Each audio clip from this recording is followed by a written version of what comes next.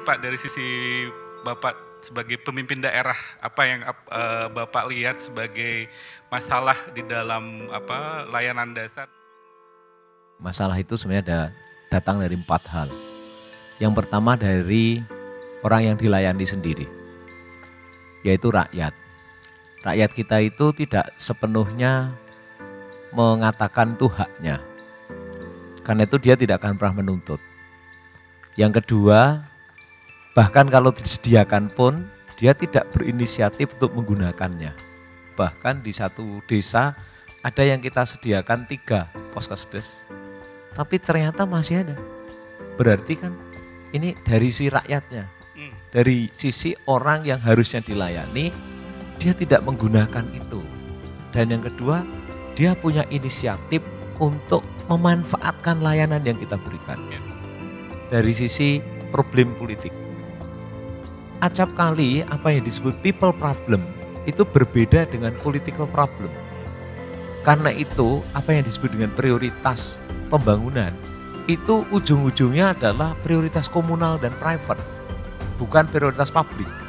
Misalnya adalah bangun musola, bangun masjid, itu seolah-olah lebih penting daripada bangun infrastruktur jalan, pertanian, pendidikan, dan kesehatan. Nah, ini yang acap kali membuat spending kita itu tidak efektif. Pada umumnya birokrat itu dia ingin safe, ingin aman. Ya. Karena itu dia selalu nomenklatur base. Menurut saya sebenarnya ada guidance bersama yang kita perlukan, yaitu people problem is government problem. Maka kita harus punya bagaimana memotret, menggambarkan how to figure out the real problem. SDGs itu bisa menjadi panduan bersama. Dari panduan bersama itu, itulah yang kemudian that show us the current situation of our problem. Di dalam perspektif bagaimana membuat orang itu lebih sehat, lebih cerdas, lebih produktif, lebih bahagia. Lalu kemudian mereka ini harus dilayani. Bagaimana kalau yang kita, yang setiap hari ketemu dengan rakyat, dan rakyat itu terus menyampaikan masalah ke kita. Disitulah sebenarnya perpaduan kecepatan teknokratis dengan kecepatan politik publik itu harus jadi satu.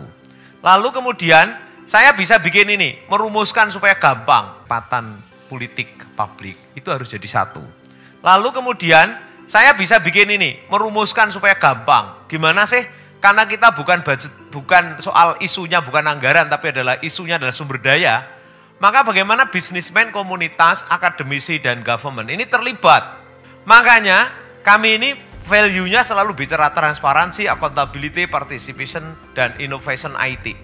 Kenapa? Karena kalau kita bersama-sama, judulnya adalah mutual trust dan positive impact sebenarnya yang kita ingin ciptakan.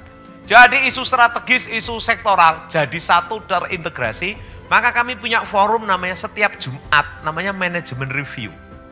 Nah, akhirnya kami punya siklus, bagaimana perencanaan, budgeting, dilaksanakan, kalau deliver itu di sini, lalu reportnya di sini. Dan ini adalah siklus tahunan. Sehingga apa? Orang tahu, oh Bojonegoro begitu, toh dulu miskin sekarang.